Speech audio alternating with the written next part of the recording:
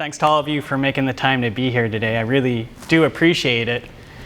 I guess I should start off by stating, for those of you that aren't familiar with DNR, back in 1997, we signed a Habitat Conservation Plan, or HCP.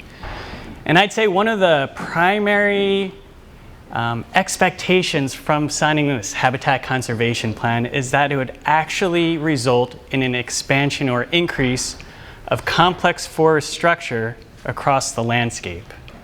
And this in turn would then result in more available habitat for species of concern like northern spotted owl. Now, one of the interesting things to me is that for those of us that work for this agency, we come to DNR every day under the explicit or implicit assumption that our habitat conservation plan is actually effective, that it actually is resulting in this expansion of complex forest structure over time. And really, all this research that I'm presenting on behalf of my colleagues today is an attempt to test this most basic and fundamental assumption. So, if you want to test a habitat conservation plan and all of the strategies and management decisions that are made every day that kind of are wrapped up into this sort of plan, really the only way to do this effectively is by looking across the entire landscape, across as much of your land base as possible. And really one of the only cost-effective ways I know of doing that is using remotely sensed products or satellite imagery, just like you see in this image behind me. But if you want to use satellite imagery, you had better have an approach that relates each pixel taken from a satellite in space to forest structure information back here on planet Earth. And that's kind of a tall order. But lucky for us, there's been a group affiliated with the Pacific Northwest Research Station down in Corvallis who have been working on just these methods for, only like 20 years or so at this point. And they've created a really successful product called the Gradient Nearest Neighbor, or GNN data. It's freely available for folks to download. It covers all forest lands in Washington as well as in other states. And probably most crucially for us, is that they've created this GNN data through time. It goes all the way back to 1984, and it's available through 2016, at least in preliminary data form, which is what I'll be presenting here today. And over those 20 years, there's been a lot of peer-reviewed literature that's shown that this GNN data is really good at capturing these broad-scale trends. It's not very good at an individual pixel scale or your own backyard, but when you zoom out and aggregate these individual pixels across broad areas, it's found to be fairly robust. In fact, it's found to be sufficiently robust that it's formed the backbone of the periodic assessments of the status and trends for the Northwest Forest Plan. Now, at least for me, if it's good enough for a bunch of these smart people on this list to assess the Northwest Forest Plan, it's probably good enough to assess DNR's Habitat Conservation Plan as well. And really, our methods are kind of simple, which I think is an advantage in this case. This is an aerial photo, but let's just pretend for a second it's an actual GNN image. And over this fake GNN image, in this case, we would overlay some corporate spatial data that DNR has that effectively kind of lumps all of the lands that we manage into different management categories based on the management objective, which also correlates with the intensity of that we manage our land. So we have 3 management buckets. We have the lands we primarily manage for conservation reasons, our riparian lands, and those therefore have the lowest management intensity. On the opposite end of the management management intensity spectrum, we have our gem lands that we manage most intensively on our shortest rotations, primarily for economic returns for our trust beneficiaries. And then kind of in the middle, we have our uplands that we manage for a bunch of different objectives, some of which are revenue objectives, some of which are habitat objectives, and then there are places we have to manage carefully because of other issues like unstable slopes. So all we did is we overlaid the spatial data over our GNN data, summarized the structural information in that GNN data for our 3 different management categories, and then we went to an earlier GNN image, overlaid that same spatial layer, summarize the same structural information from some time in the past. Now suddenly we have a way of examining trends in forest structure over time. This is a way of doing change detection. That's really the whole method, not much to it. What was actually almost trickier to us is where to conduct this analysis, right? In theory, the GNN data is available statewide, so in theory, we should be able to assess all lands DNR manages. But we ran into a little problem. Outside of those colors of different shades of gray and the mint green area representing those national park lands, all the other colors in this map of DNR managed lands from the 1970s are shown up here, and you could see that it really does epitomize that checkerboard pattern. And as any prudent manager of land would try to do, over the years we've conducted a lot of land transactions to try to consolidate our land base. We've acquired lands, we've disposed of lands, and based on a current map where our land base is shown in a light red color, I'd say we've been really successful. And while this is great from a forest management perspective, it actually created a little wrinkle for our analysis, because if you want to examine trends from DNR management, you want to only look at those trends that DNR has managed continuously over time. We don't want to include lands that we acquired from a different entity that had a different management history, right? Because that would essentially create noise in the signal that we're trying to examine. So for our analysis, what we ended up examining was 720,000 acres across Western Washington, which is still quite a bit, but I recognize it only actually represents about 45% of our existing land base here on the west side. But that's all that we've really apparently held over time through the entire analysis period. So the other question is, what time periods do we want to assess? And we decided to take an approach where we took different snapshots in time. So we have the earliest GNN image, which is back in 1984, and I think of that as the Wild West of forestry, where environmental rules were kind of lax, the primary objective was revenue, and we were extracting a lot of volume from these forests. Then we have the time right around the signing of our HCP, and for that snapshot we used 1998, which represents the first full year we were implementing our HCP.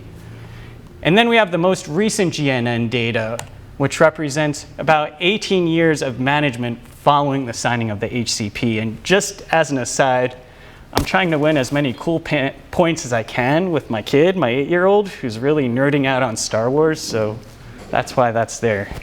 And it worked. Now, in terms of the GNN metrics, there are a lot that we could have chosen, but I think the most salient one that we're going to present today is this one called the Oldgrowth Structural Index, or OGC80.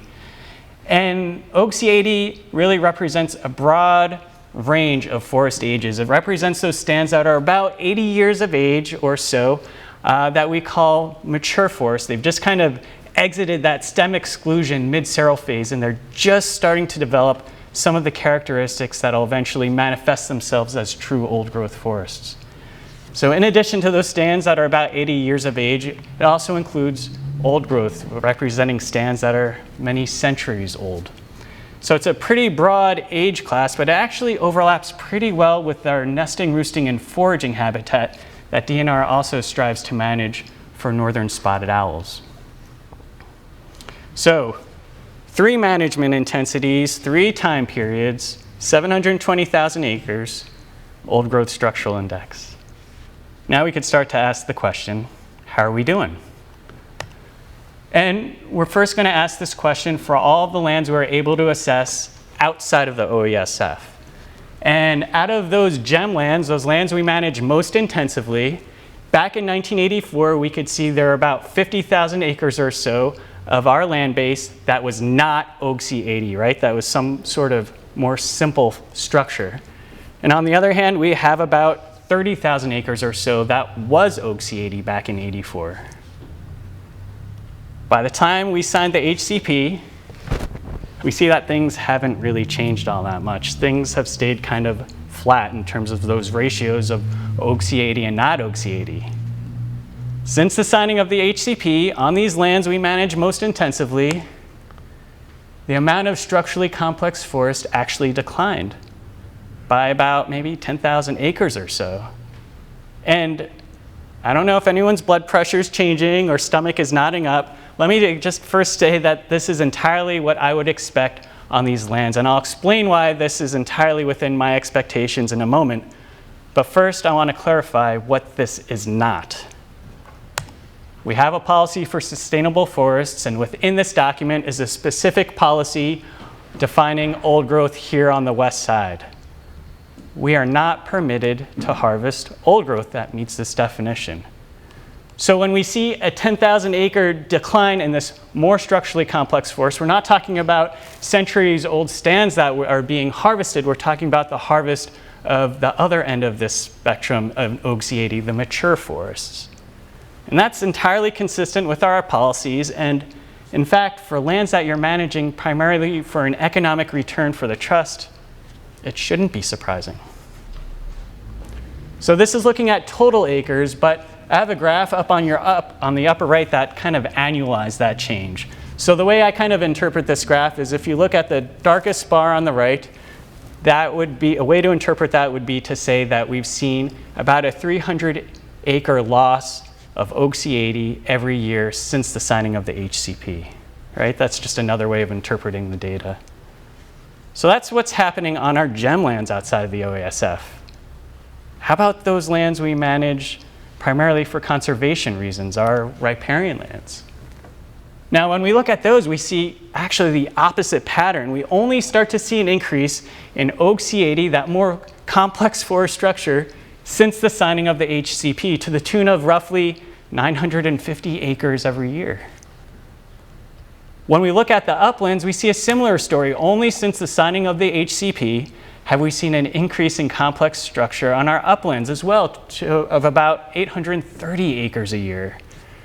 And another way of stating this is if you combine our riparian and upland areas together, prior to the signing of the HCP, the amount of complex structural forest declined by 4%.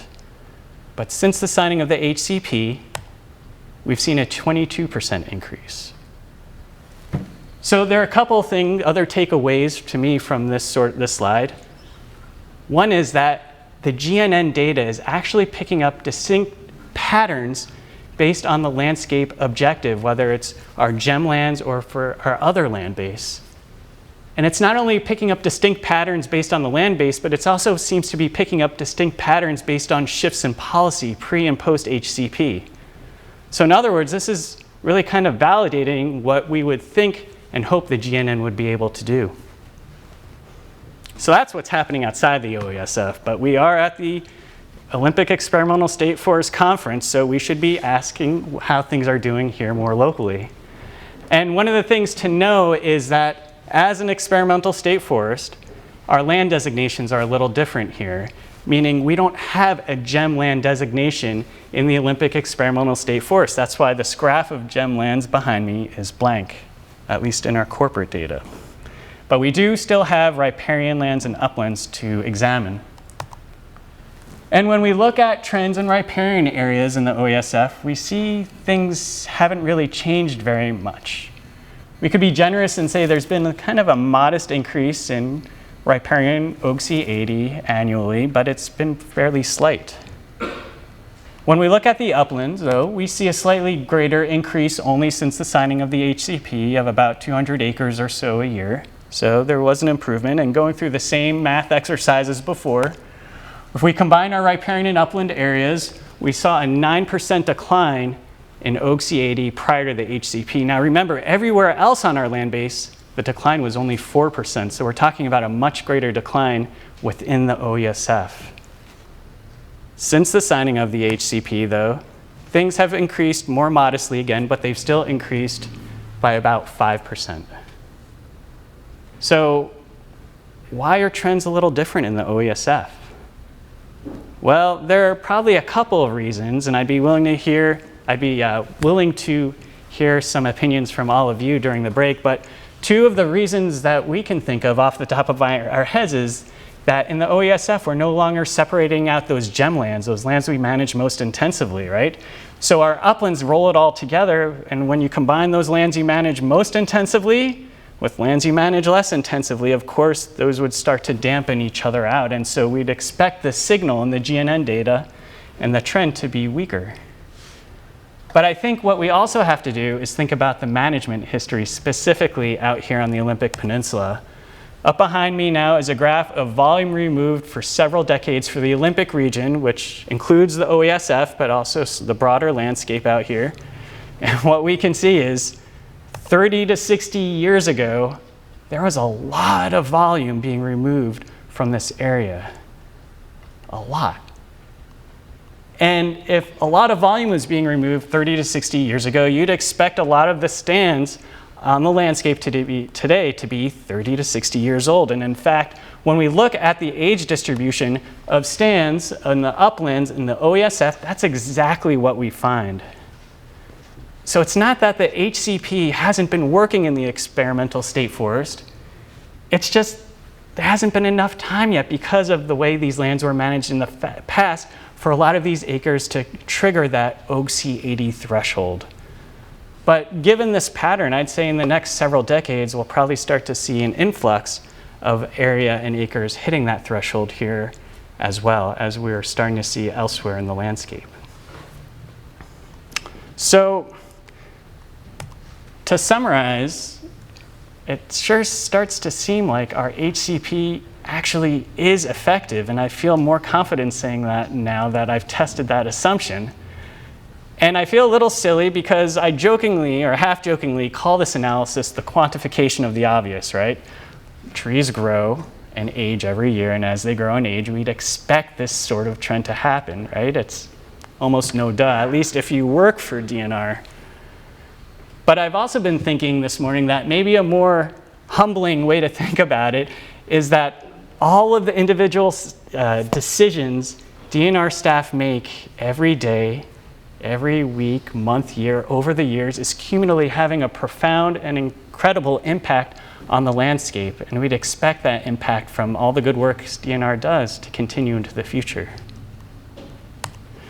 And I feel confident saying that our HCP is effective because we've quantified this change. And what's great is it's not just some DNR guy telling you this using DNR data. Yeah, I'm some DNR guy, but I'm using independently derived data developed by the Pacific Northwest Research Station that other people can download and assess. And it's repeatable, so as more years are added to the GNN data, we'll be able to repeat this analysis over time. And what's cool about that is, for the first time, we can now have a quantitatively based pre-HCP baseline against which we can compare all future changes to, so we can make sure that the good trends that we're seeing today will hopefully be able to continue into the future, and we'll have a way of assessing that. So with that, thanks for your time.